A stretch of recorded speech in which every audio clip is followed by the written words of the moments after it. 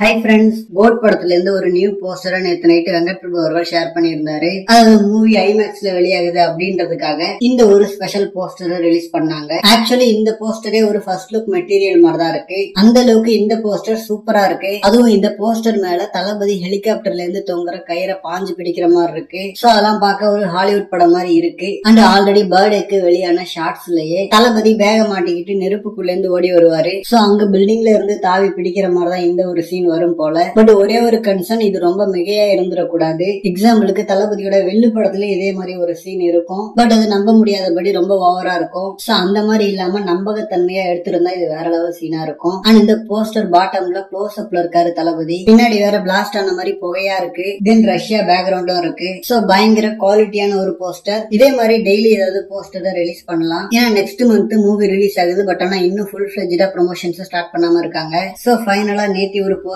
வந்திருக்கு. இன்னைக்கு அதே மாதிரி ஏதாவது அப்டேட்ஸ் வருது.